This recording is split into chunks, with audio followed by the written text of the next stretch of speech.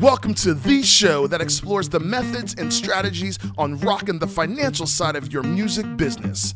With over 40 years combined experience, here are your hosts, Chris Webb and Dave Tampkin. Welcome to Musicians Tip Jar, where we talk about musicians and money. One of our main goals with this podcast is to help our creative community find their path by way of insights and motivation. I'm Chris Webb, joined by my co-host and one of the best community builders I know, Dave Tampkin. Thanks, Chris. It feels great to be a part of this community. Yeah, community. Community. In case we didn't get enough community in the last episode, we're going to just say it a few more times. If you're 21 or older, please do a shot every time we say community. Well, today we conclude our interview with singer-songwriter Andy Sydow and focus on how the journey is often full of small destinations that just lead you to the next path. You don't need to just pick one thing and do only that. In fact, as small business owners and creatives, we always are running our legs in every direction to build our passions. It is through this process and the pursuit that we find our main goals often come into clearer focus. Our quote today comes from Andy Sydow himself. He said, "If you let yourself get spread too thin, you forget what your goal was in the first place." This week's nonprofit is another Nashville nonprofit, Songwriting with Soldiers. They believe that together they can empower veterans through music. In a few short years, Songwriting with Soldiers has worked with more than 1,000 veterans, active duty members, and military families in 80-plus retreats around the country. Over 1,000 extraordinary songs have been written. These songs have helped participants share their experience with families, friends, coworkers, and communities. They make the songs available across the nation through concerts, downloads, and social media, raising awareness and bridging the military-civilian divide. Learn more at songwritingwithsoldiers.org.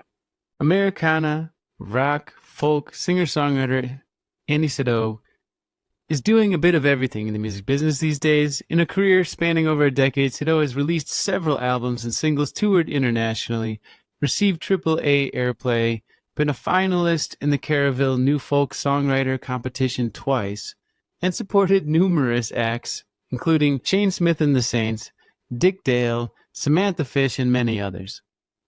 We sit down with Andy to chat about his journey and to give you a powerful example of how his journey will often reveal where your place simply is by following your passions. Let's go. Let's wait for that. And let's go.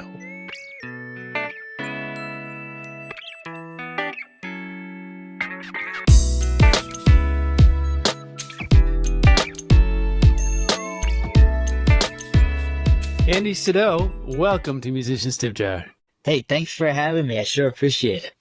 This is pretty cool because this is bringing together so many ways in which we've all three of us worked together throughout the decades and just known each other in various places in the music business. So this is kind of amazing that this is all coming together now. Absolutely. Yeah, it's been a while. Chris, did you meet Andy at Castle Rock Music? Were you guys teaching there at the same time? I don't know if we ever saw each other there. I think that I kind of left a little I don't know. I don't know how that went, actually. I think we saw each other. I think we overlapped briefly. I think we met at the Durango Expo, but I think we overlapped because I started like October 2013. Okay. Yeah. I don't know years anymore. I'm too old to know what year I was anywhere. So then we were passing 60512. Never mind. I just forgot my wedding year for a second because I stopped teaching in 12 then. I just missed you.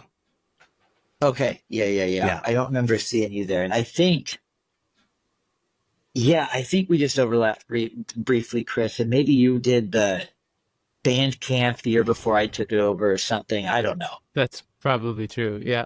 I primed them for you a little bit, right? Well, you would think, but it was always just a new batch of kids. You never knew what you're going to get. That's true. That's true. Always a good time, though. Well, one thing, Andy, Jason, the owner, always had the nicest things to say about you. And not only as a person, awesome, but as a musician as well. So when we ended up playing that show together at Castle Rock Festival, he was really excited to have you there. Yeah, that was so cool. That was great to get to play with you as well. And I think it was Jason's birthday or something too. There was some sort of other event going on in his life that day, I think. That was a ton of fun, and yeah, that was a great gig. I enjoyed doing that did it for several years. He saved me in so many ways. 2008, I moved out to Denver, and I reached out to him to say I was moving out there, and only for gigs, because I think he was doing something, at the time. And he's like, I have a opening for a guitar teacher, and I would drive down from Denver to Castle Rock. Loved it so much that 6 months later, after I moved there, I moved to Boulder, and I would still drive down to Castle Rock for years, because I owed Jason so much for allowing me to make a living while moving to a new town with like no gigs, and not, being able to book that many too, that far out when you first move to a new place. So he really helped me out a lot. Yeah, absolutely, absolutely. He's helped out a lot of young musicians, and yeah, the sky was sort of the limit with opportunities too. He was a lot of street. I'm like, well, you can start an ensemble if you want to. It was cool. Yeah, that's true. Yeah, that's a unique atmosphere to be able to just take the lead, and always have plentiful amount of clients, of students. Like, there were always more coming. Yep, absolutely. What did you teach there, Andy? I did piano and guitar.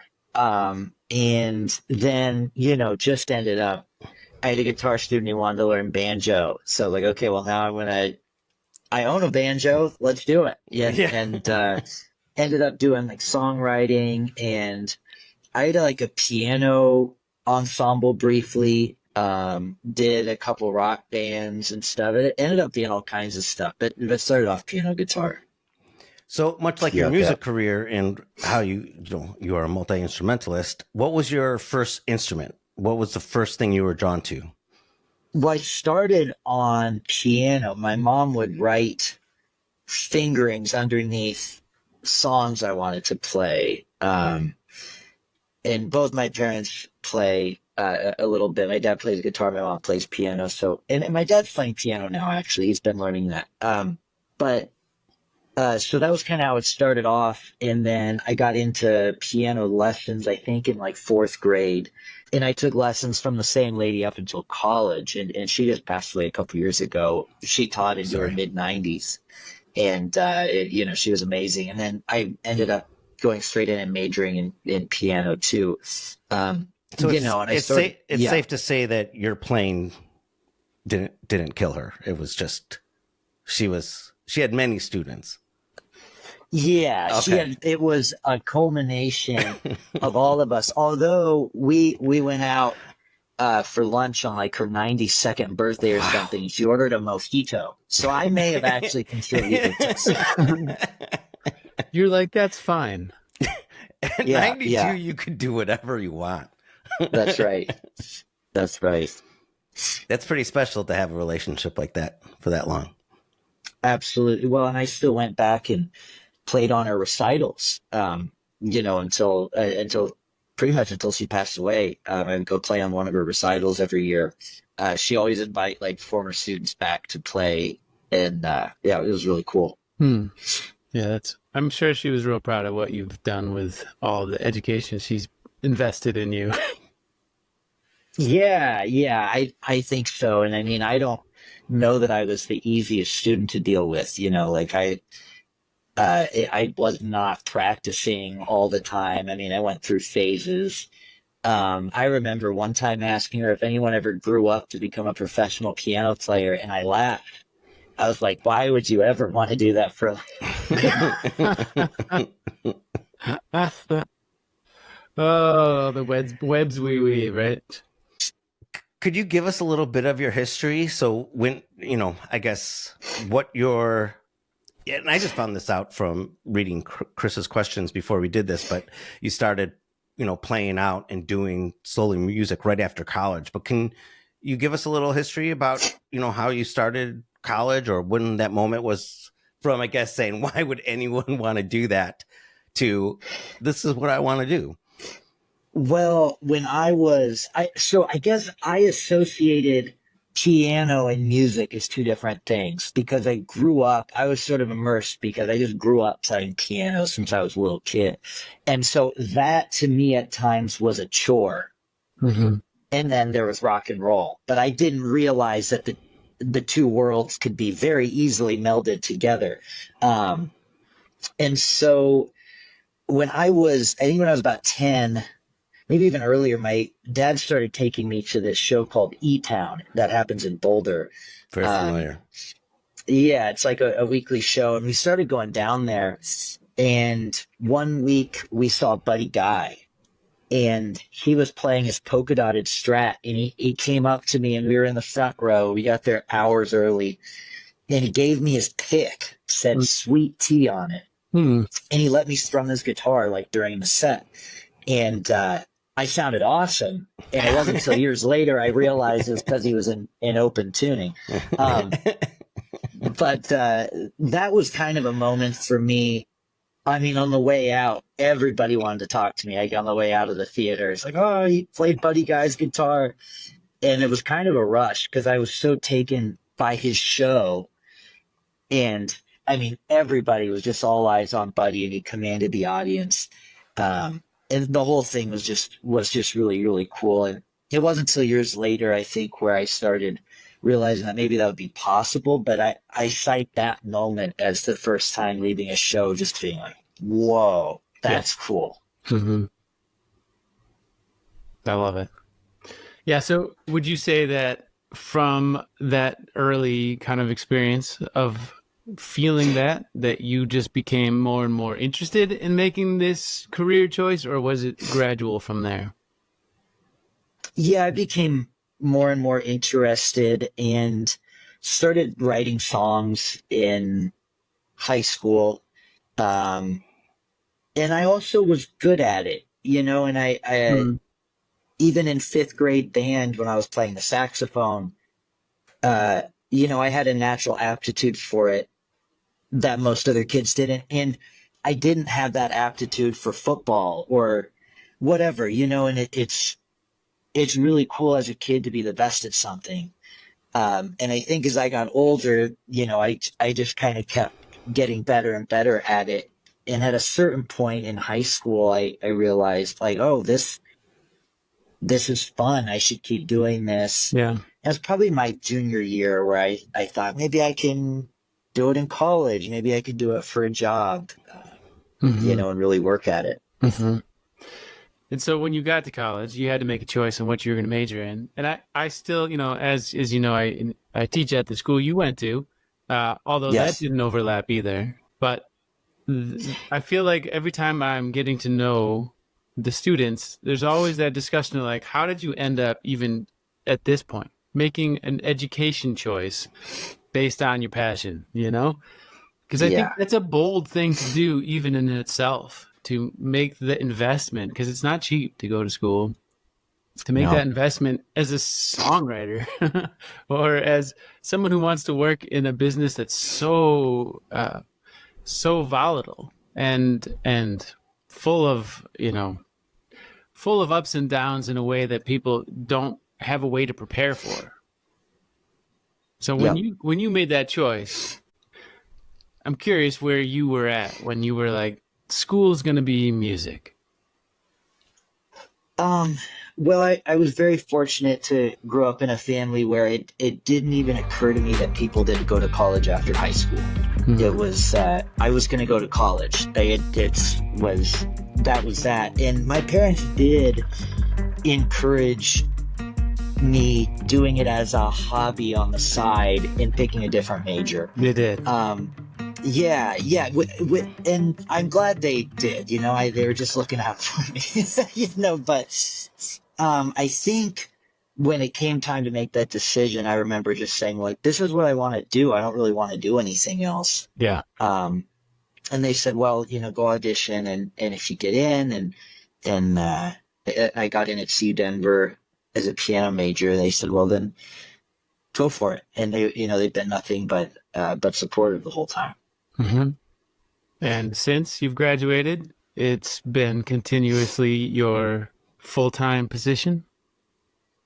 Yeah, yeah. I mean, it's funny because you go through so many ebbs and flows. Sometimes 75% of my income is teaching. And that's how it was right out of college. Yep. After COVID and stuff started, I should say after COVID, but when stuff started opening up again, it became almost completely gigging, and especially the last 2 years, I was doing 250 gigs a year. And now that I'm living in Nashville, I'm booking a lot of things back home still, and that's become a source of revenue. So it's really all over the map, but it's always been music somehow. Can you tell us what rooms you're booking? You know what? I'm just doing, like background music stuff. I enjoy doing that sort of thing. Well, it's nice to know that the business model can work from a distance too. So you're not limited to just Castle Rock, Denver area and Nashville, but you can do this from anywhere and book anywhere. Yeah, well, and I'm so fortunate because literally moving across the country lost everything, and the gigs don't pay as much out here. So being able to keep a foot in the door has been great, and being able to, call on friends like Megan and Chris and some other folks when I'm back in town and be like, hey, book me up. It's been wonderful to keep those connections. But with the booking, I know as Chris knows, like there's minor headaches that come up all the time. The kick drum breaks, or someone takes the clip off the drum kit, or a piano key breaks, and I've got to problem solve. And so I do come back every couple months to check on things, but also I've got a couple people in town that I can call on, and we just kind of have a deal worked out. We're like, hey, if a snare drum breaks, it needs to be replaced tonight. I'll make sure it gets paid for. I need you to go pick it up at Guitar Center. I'll do the rest. Yeah. Nice. Yeah. Was there anything at college that prepared you for this? To say, okay, I'm going to be full-time musician. Were there any specific classes? Tell us about how you had to say, okay, I need to make X amount to survive, and this is how I'm going to do it. I didn't know what the X amount was until I figured it out. I was working at Wahoo's Fish Taco through college. And then my senior year, I wasn't really taking many shifts because I was gigging a bunch. And then once I got out, I just said yes to everything. After a while, sort of figured out like, well, it's not worth $75 to drive 2 hours north for this gig. I'm going to take this night off. And then sure enough, something else comes up on that night that makes more sense. But the biggest thing, I think, was the connections I made in school. The classes were wonderful. The teachers were wonderful. But the connections that I made with my fellow students, and they would find a place to play and let me in on it. I'd find a place to play, and we were putting, little groups together and helping each other out. And I think that was huge. And if you look at the scene now, it's a lot of the people that, we grew up in the scene with. They're kind of running things now, which is really cool. Yeah. How long ago did you graduate? I graduated in 2013. And you moved to Nashville about 1 year ago? Yeah, end of July. So almost a year. So what in your career has gotten you to that moment right now where you decided to move from everything you've built since graduation in the Denver area to relocate to Nashville? Well, yeah, you say everything. It has been tough, but I think, I was playing tons of gigs in Denver, and we might come back at some point. Our families are there. But, my wife and I were like, well, if there's a time to mess something up, it's right now. We haven't started having kids yet. We a little bit of wanderlust. Let's go see what the scene's all about. And I think I've been doing it long enough where I thought, well, I can find gigs. I'm good at what I do. I can make connections with people. Let's go see what happens. It's really hard to tour out of Denver, and I don't want to give that up yet. I'm really first and foremost trying to make it as an artist. Mm-hmm. That's why I got into this, in the first place. So, it's easier to travel out of here, and there's a lot of people doing a lot of cool things everywhere you go. It's a really cool culture. I'm always a Colorado boy, but but it's a cool culture to try out and be a part of, and I think it's the right time. And I could have gone when I was 22, but this 10 years later is cool too, I think. Yeah. Absolutely. Doesn't have to be defined by age at all. How long ago did you get that tattoo? Allie, my wife, got this for me for Christmas. So we've been trying to go up every year to the place where we got engaged in Grand Lake. We go up to that room for one night and hang out. And so this year she had like surprised me on the way up. She's like, "We're gonna stop in Winter Park on the way." I got you a Colorado flag tattoo. So it was after I moved that I got it. That's awesome. I just got one yesterday. Oh, Yeah, my niece Dalen drew it with a marker, but so it's not going to last as long as yours. But it's it's there for a while. yep. Did you consider getting it inked on there permanently? I have one on my arm, but yeah, I got a sleeve coming up. I'll take pictures. I'll send them to you, Andy. Yes. You got a new puppy too. I just saw. Yeah. So is that going to be a road dog? Is that going to be a touring edition? There's little Ralphie Ralphie. and Maggie. No. Well, if Allie comes, so we got Maggie during COVID, and she's just the cutest little thing. She's about 8 now, and wonderful. Goes out in public with us everywhere. Is super great, and we decided to kind of get a playmate and also another project. I know Allie really wanted to train another pup, and I'm gone a lot, and so she was like, well, it's helpful to. I love having Maggie, and so we decided to get a second dog. And Ralphie, named after the Buffs mascot, is a year old. He was found on the side of a road. 13 pounds. He needs to be about 30 pounds. Oh, wow. And he's at like 23 or 24 now. But anyway, he's a sweet guy, but man, he's rambunctious. He poops under the table sometimes. This is only like our fourth or fifth day. It's better than on top of the table. So totally. That's what I told him when he did it. Good dog. Good aim.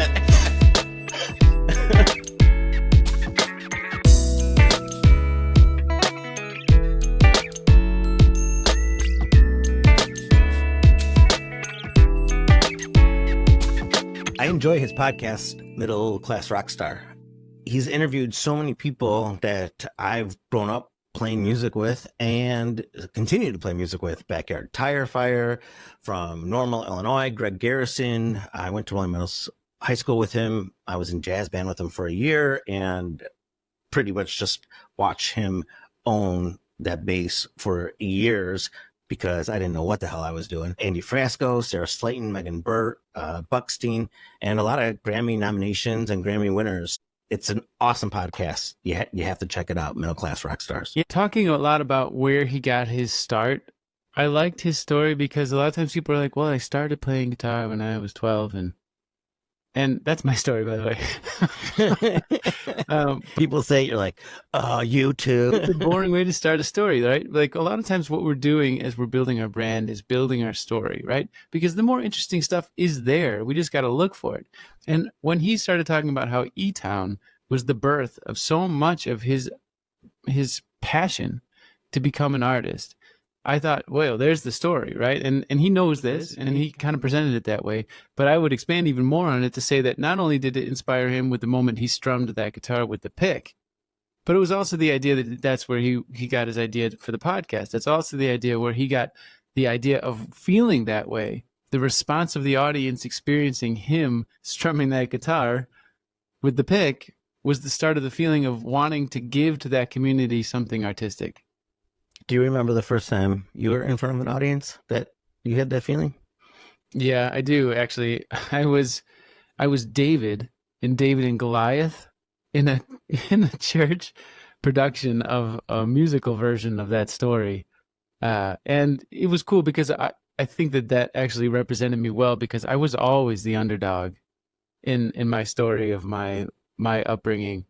I was always the person that people fell short of believing I could actually get anything done or achieve anything.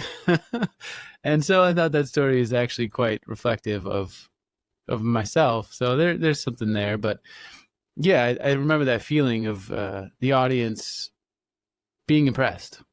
Can you and sing inspired. the first song for us? No, No. but I do have it on video. Tucked away safely. I think you should start adding that to your branding story. Maybe I should. Yeah.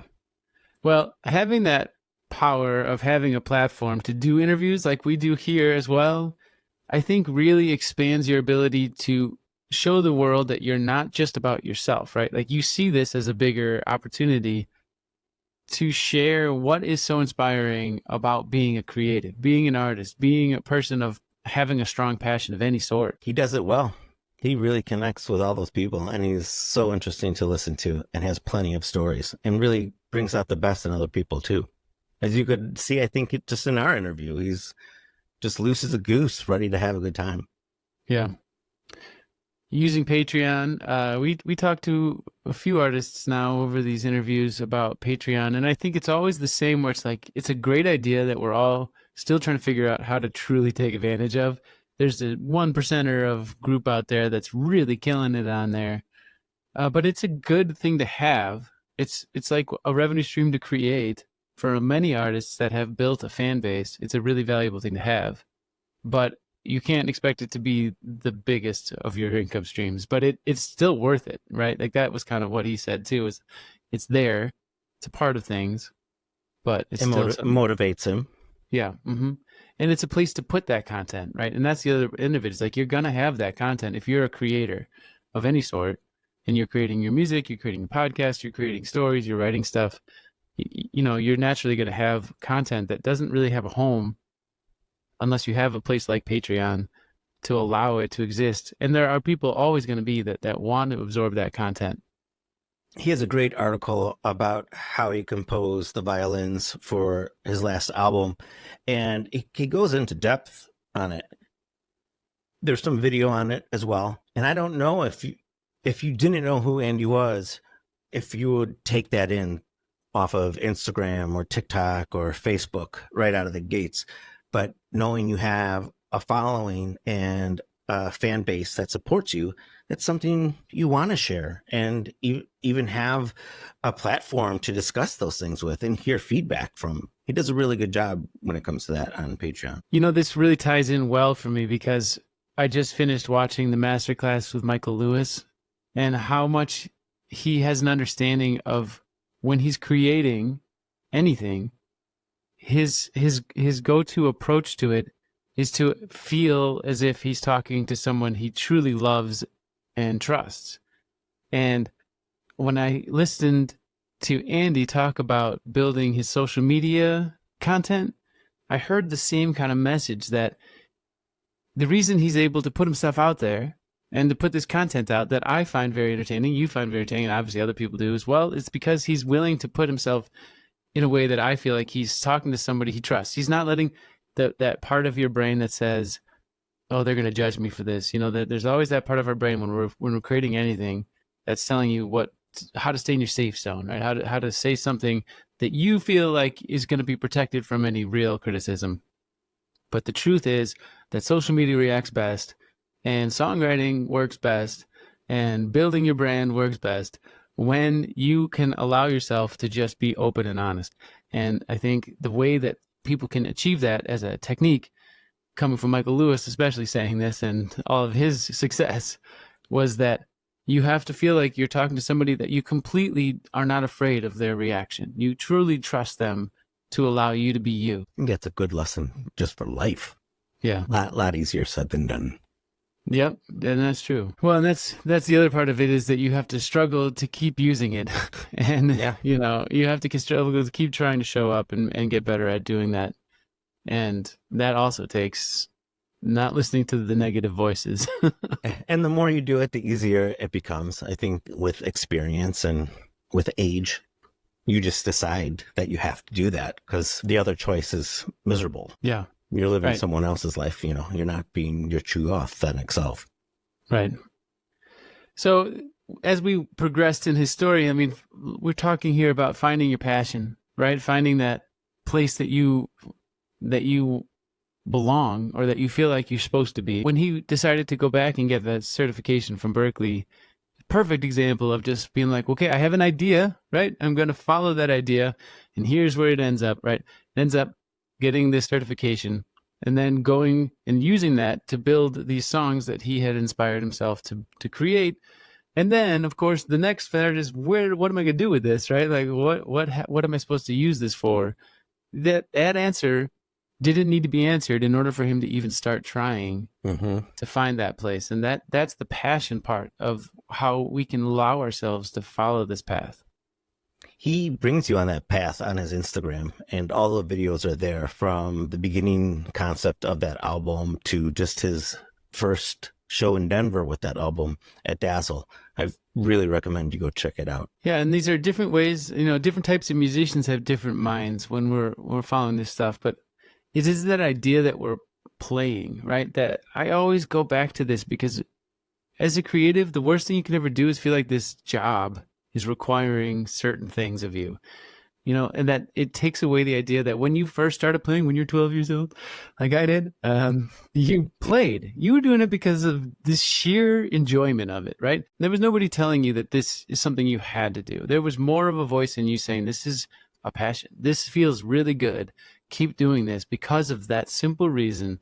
And then the little idea pops in your head, maybe I could do this and write a song. Maybe I can do this and play a show. Maybe I can do this and make money, right? I mean, all of this is a part of just following ideas that are based on the way that you approach being an artist, and being willing to just play and have fun with it is so critical for the path to naturally unfold. Well, that theme keeps repeating itself with him because music was there for him before the passion. He was playing piano and found it to be a chore because his mom was making him take piano lessons. But then as soon as he had that feeling like, oh, this could be from E-Town when he brought that up. Well, I have this set of skills that I can use. And he transformed that feeling of having to show up as a job or because someone is making me play piano to an awesome songwriter. And the idea that leaving a legacy can change as you go too, and that part of it is like your story. That part of it is your story. That part of it is this idea that your legacy is how you live in a lot of ways. And artists can showcase their stories of how they live through their creations. All of this just kind of all blends together in such a beautiful way that we get to just express what we experience directly into what we create. As all of these paths have led him by his passion, by these ideas that he's willing to pursue and have fun with, down to the same thing that we always are trying to remind people, that we want to have a goal still. We want to identify the goal that's already there, right? We want to make sure that we're still putting some words to that emotion, that passion of what that is. And for him, he reiterated again that his number one goal is still to make a full-time living off his original music. And I think that's a very clear indication that he still knows what his focus is. What do you think about the Andrew Osborne opportunity? I think that's an organic creation that was meant to be. There's just some things in life where you're like, that was always going to happen. Which is easy to say after the fact, I'm sure, but I'm sure he may not feel that way. But as a outsider listening, I mean, it's like, yeah, this was your head in there, And it's what you put out into the universe, like we were talking about last week. So yeah. Andrew was always an inspiration for him, and he put that out there in the universe and went after it. Totally. What's the worst he could have said? for all those artists out there that want to work with a producer or another musician, what's the worst thing that can happen? You don't ask in the first place and never know. But if you ask, you can at least get a no out of it. You know, or you get a yes, and then actually have to show up and do an awesome job. For some people, the yes could be the worst possible thing that could happen. Totally. Well, and there's so much fear, right? There's so much fear when you're holding all of this expectation to uninspiring justification, right? Like if we're saying I have to do this because this is what I have to do, versus I'm passionate about this. I love doing this. This makes me feel joy and happiness, and it's what I'm good at. And it feels good. He said this. It feels really good to be good at something or better than everyone else at something. And that's enough. That's enough to put yourself out there, and it makes the fear less powerful. It makes you less afraid to take those risks. My fan always says, you're already failing by not trying. So you're already there. I mean, you didn't have to do anything to fail. So might as well try it. Do something. Every time she gets me with that. Well, you've already failed. You're not doing anything about it. Thanks, Ann. Right again. Well, today's our action step is quite fun because I think it will help pull together a little bit of a one-pager of what you have done so far and where you're headed. Your action step is to write down your journey so far in 10 bullets or less. Try to identify what each bullet is as a part of one of those paths on your journey. And then at the bottom, in one sentence, one short sentence, write that main goal that you have. Andy's was very clear in that he stated that his full income would come from original music. Write down what yours is and put it somewhere where you can revisit this vision every so often and check it in. We know that your time is valuable, and we appreciate you spending this time with us and being a part of this community. It's our hope that you feel that sense of community here at Musicians Tip Jar, and that you'll help spread the word to make us all stronger. If you'd like to get a hold of us, what's the best way to do that? Send us an email at musicianstipjar@gmail.com or check out our website, musicianstipjar.com, where you can also go to our website and check out all the resources and discounts we have for our listeners and pick up your free budget and forecasting tool. Of course, if you find this information useful, please take a moment to rate and subscribe to this podcast so we can help keep you up on the finance side of your music business. As always, thank you for joining us, and remember, there is already enough for everyone. You just need to know how to get it. Until next time, on behalf of Dave Tamkin and myself, Chris Webb, stay happy, healthy, and wealthy. Everyone will go a different path to reach their goals. It is your vision that will guide you through. This is Musicians Tip Jar. Oh Lord, I could use somebody. On this show should be considered specific, personal, or professional advice. Please consult an appropriate tax, legal, business, or financial professional for individualized advice. Individual results are not guaranteed, and all discussed strategies have the potential for profit or loss. The hosts are operating on behalf of Musicians Tip Jar LLC exclusively. Could use a little help here. Could use some help. Could use a little help here. Could use some help. Could use a little